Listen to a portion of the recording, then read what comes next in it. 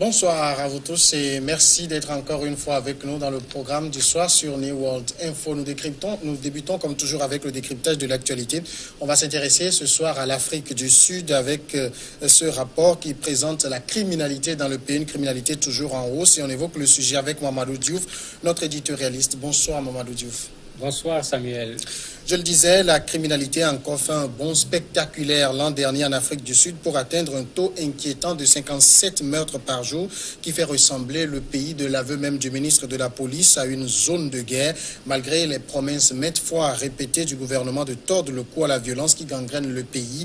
La publication mardi des statistiques de la police n'a pas échappé à la règle. Au total, 20 336 victimes recensées. Le nombre de meurtres a augmenté de 6,9% d'avril 2017 à mars 2018 par rapport à la même période l'an précédent. Mamadou Diouf, c'est inquiétant. Oui, c'est plus qu'inquiétant parce que, comme le dit le ministre chargé de la police, on a l'impression qu'on fait le bilan des victimes dans un pays qui est carrément en guerre. 20 000 morts en une année dans un pays qui ne vit ni une agression extérieure ni une guerre civile, c'est plus qu'excessif. Quand on dit 57 morts par jour, ça fait plus de 2 morts toutes les heures. Ouais. Vous imaginez un peu ce que ça fait dans un pays et effectivement, c'est plus qu'inquiétant que la criminalité en arrive à ce niveau en Afrique du Sud. Et est-ce qu'il y a des raisons qui expliquent cette criminalité très forte dans le pays?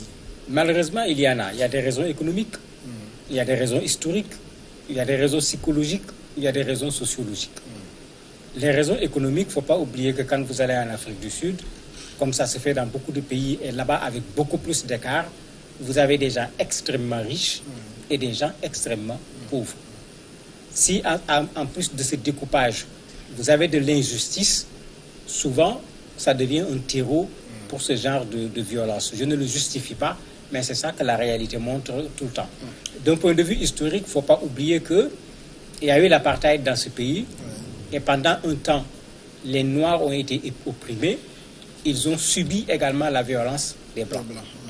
Aujourd'hui, malheureusement, c'est comme si l'effet contraire se produit, parce que quand on regarde bien dans les statistiques, 40% des victimes sont également des personnes qui ont la peau de couleur blanche, alors qu'ils ne font que 10% de la population. Ce qui veut dire qu'ils sont un peu ciblés par rapport à une violence. Il ne faut pas oublier également que le premier découpage dont je parlais, riches-pauvres, quand on dit les riches, c'est également surtout ceux qui sont de peau blanche. Il y a l'aspect psychologique. Pendant longtemps, dans les townships, les gens ont côtoyé la violence de la façon la plus ordinaire. Il y avait la drogue, on voyait des morts par-ci, il y avait des viols, il y avait tout un ensemble de choses. Vous avez des gens qui grandissent dans un environnement qui est tel que finalement, avec cette vie du ghetto, c'est comme si la violence est normale. De l'autre côté, vous avez des Blancs qui avaient tellement peur qu'ils se regroupaient. Ils habitaient dans des quartiers, on entourait le quartier avec des murs très élevés. On prenait des sociétés de gardiennage pour assurer la sécurité. Et vous avez ces Blancs qui vivaient une peur permanente, à la limite une peur de tout. Il y a tout ce mélange-là qui fait que quand Mandela a voulu qu'on mette en place cet état arc-en-ciel, il y a un travail qui n'a pas été fait. Jusqu'à présent, il y a une méfiance entre la communauté noire en particulier et la communauté blanche. Alors aujourd'hui, c'est une criminalité qui est quand même très répandue dans le pays, ou bien elle est localisée? Elle est partout, avec des zones où on en a un peu plus. Le Cap, par exemple, Durban, etc. Mais la criminalité est partout. Et je lisais quelqu'un qui a écrit, ça fait quand même assez longtemps, parce qu'il avait écrit au moment où l'Afrique du Sud organisait la Coupe du Monde, où une des inquiétudes, c'était cette violence par rapport à tout ce lot d'étrangers que le pays devait recevoir. Et il revenait sur ce que je disais en disant que les gens soient naturels et qu'ils regardent le noir, parce qu'il avait carrément désigné les noirs comme étant des gens normaux, qu'ils le regardent comme une personne en bonne et due forme. Qu'on lui parle, qu'on lui sourit, qu'on n'ait pas peur de lui. Quand il s'approche de toi, ne le fuis pas. C'est terrible quand même comme type de description. Et ça revient à cet aspect psychologique dont je parle, où le noir est un peu perçu comme quelqu'un qui est nécessairement violent, qui à tout moment peut t'agresser, de sorte que il était difficile de voir le noir sans penser qu'on est en face d'un agresseur, qu'il soit allé à l'école, qu'il ne soit pas allé à l'école. Et ça fait qu'aujourd'hui, puisque on n'est plus dans ces quartiers séparés, comme on le faisait du temps de l'apartheid, on ne peut pas dire que la violence se trouve à Soweto. C'est là où se trouvent les Noirs, et la violence ne se trouve pas ailleurs. On a la violence un peu partout parce que l'apartheid n'est plus actuellement en marche au niveau de l'Afrique du Sud. C'est vrai qu'il y a des quartiers qui sont restés plutôt des quartiers noirs, les townships comme on les appelle, mais la violence est partout. Alors, on a aussi les viols qui sont en hausse également. Oui, ça fait partie depuis toujours des violences en Afrique du Sud. Il y a des chiffres effarants quand on donne les chiffres. Et ce qui fait le plus mal, c'est qu'une bonne partie de ces viols n'aboutissent à rien du tout. Oui. Vous voyez même qu'on vous dit qu'une bonne partie même des femmes qui prennent leur courage à deux mains pour aller à la police reviennent souvent pour retirer la plainte qui avait été déposée. Ce qui veut dire que même après le viol, le violeur est là en train de faire de la violence encore pour empêcher à la femme de pouvoir l'amener en justice pour qu'on lui demande de venir solder ses comptes. Mais en ce moment, le viol va continuer. Et quand ça augmente, il ne faut pas qu'on soit surpris. Si on veut que ça diminue, il faut que les violeurs puissent être attrapés, il faut que les violeurs puissent être sanctionnés et que celles qui ont été violées puissent être dédommagées pour que, au moins, que les gens réfléchissent par deux fois avant de vouloir violer quelqu'un. Alors, est-ce que cette criminalité a quand même une explication? C'est-à-dire, est-ce qu'on commet un meurtre pour le plaisir de le commettre, ou bien c'est peut-être dans une tentative de vol, dans une tentative de gagner son pain quotidien qui tourne mal? Oui, c'est cela, avec une différence. En Afrique du Sud, les armes sont vendues comme du pain. L'accès à une arme est extrêmement facile. Il y a un criminologue qui disait que le voleur en Afrique du Sud cherche une arme parce que quand il vient pour voler, il se dit que la personne chez qui il va rentrer pour voler a une arme. Donc autant il veut voler, autant il veut également sauver sa vie. Et il dit que souvent la criminalité est extrêmement importante parce qu'une bonne partie de la criminalité, c'est un vol qui tourne mal. On veut voler une personne, que ce soit dans la rue ou dans sa maison, et la personne résiste, le voleur persiste ou bien la personne a une arme, le voleur va tout faire pour tirer le premier, et finalement ce qui aurait dû être signalé comme un cas de vol devient carrément un meurtre, puisque celui qui est victime du vol et qui pourrait rester vivant devient en même temps également victime du meurtre, puisque le voleur a tiré sur lui pour sauver sa vie. Et il conclut en disant, mais c'est quand même extraordinaire, même les voleurs également ont peur de la mort, même si c'est eux qui causent la mort. On parle également de 62 meurtres de ferme.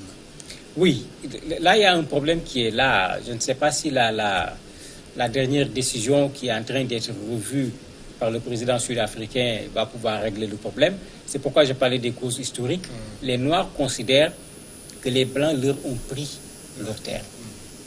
Il y a un travail qui doit être fait à ce niveau, sous forme de redistribution des terres, sans pour autant que ça se fasse contre un groupe en particulier, contre les Blancs. Puisqu'il y a des Noirs qui ont montré de façon très claire que leurs terres leur ont été arrachées.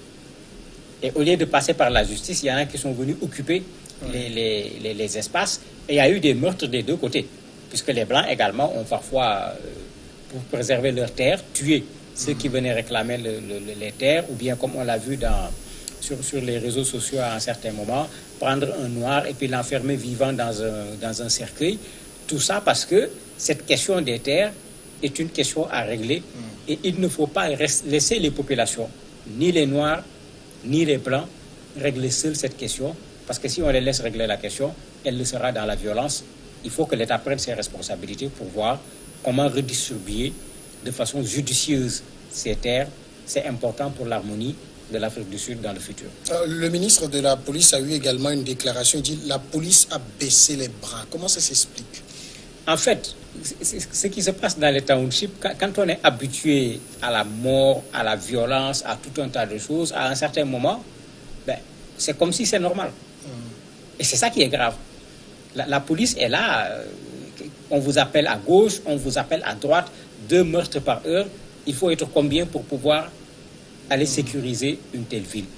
À un certain moment, les gens ont cette impression que, bon, quel que soit ce qu'on va faire, on ne pourra pas faire grand-chose. C'est pourquoi le ministre lui-même, après avoir dénoncé cela, il dit également aux gens qu'on a besoin de forces supplémentaires. Oui.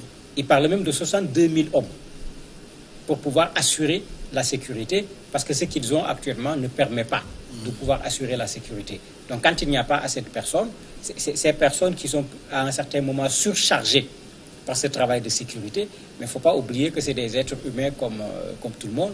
À un certain moment, ils vont être lassés de poursuivre ces criminels et ces voleurs, et ils seront tentés effectivement de baisser les bras, sans compter que c'est également une façon de sauver leur propre vie, parce qu'ils défendent les autres au péril de leur propre vie. Alors, on est aussi dans un pays où la police est régulièrement accusée d'avoir la gâchette un peu trop facile. Oui, c'est la violence qui amène souvent ce genre de choses. C'est pourquoi je disais tout à l'heure, ils défendent les gens au péril de leur vie. À un certain moment, le policier, sachant que la personne vers qui je vais aller est une personne violente, le policier, sachant qu'il risque lui également de perdre sa vie, mais son premier réflexe, ça va être de défendre d'abord sa propre vie. Et en ce moment, effectivement, on tire très facilement pour éviter que l'autre tire le premier, ce qui peut se traduire par des bavures, parce qu'on pourra tirer parfois sur quelqu'un qui a peut-être mis la main dans la poche, mais il n'y avait absolument rien dans sa poche, même pas un couteau, encore moins un pistolet. Est-ce que véritablement, sur le plan politique, la résolution de ce problème est prise à bras le corps? On n'a pas l'impression que c'est pris à bras le corps. Parce que quand même, depuis qu'on a changé le régime de l'apartheid, il y a un travail qui devait être fait. Autant pour empêcher les gens de faire des crimes, mais également un travail sur le plan social que malheureusement l'Afrique du Sud n'a pas encore totalement réussi, puisque comme je l'ai dit au départ, dans la criminalité, il y a également ces gens qui sont là. On donnait l'exemple de quelqu'un qui est là, qui a ses diplômes et tout, qui est au chômage depuis 10 ans. Parce que le criminologue, c'est lui qui disait ça en disant non. Quand on parle, on dit non, c'est parce qu'il n'est pas allé à l'école, c'est parce qu'il dit non. Il y a des gens qui sont là, qui sont allés à l'école, qui ont leur diplôme et qui sont au chômage depuis 10 ans. Mais vous proposez à ces gens-là quoi comme perspective? Et pendant ce même moment, ils voient dans cette Afrique du Sud des gens extrêmement riches qui se promènent en exhibant leur richesse. Mais vous imaginez un peu ce que ça crée comme problème.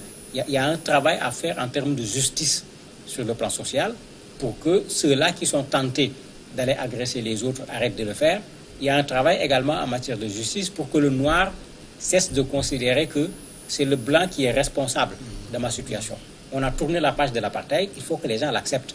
Il ne faut pas qu'on fasse comme ce que les Africains font jusqu'à présent. Tous nos problèmes sont dus à la colonisation. La colonisation est passée depuis longtemps. Il faut tourner également cette page de l'apartheid et que les Blancs et les Noirs actuels font ce que Nelson Mandela attendait avec ce qu'il appelait une nation arc-en-ciel. On a quand même, c'est une hausse, c'est la 6e hausse consécutive. Est-ce qu'il est véritablement possible d'inverser la courbe? Il faut le faire. Je crois que depuis la fin de l'apartheid, c'est une seule fois qu'il y a eu une baisse, une seule année. Ça veut dire que c'est possible. Il faut aller voir maintenant qu'est-ce qui expliquait cette baisse, l'étudier davantage pour faire en sorte que les années à venir, qu'on s'inscrive dans une logique d'une baisse, parce que 20 000 morts dans un pays en une seule année, sans qu'il y ait la guerre, c'est vraiment excessif. On ne peut pas trouver un autre qualificatif. Mamadou Diouf, merci d'avoir répondu à nos questions. C'est moi qui vous remercie. Nous allons maintenant observer la pause et puis ce sera la place de l'invité du jour.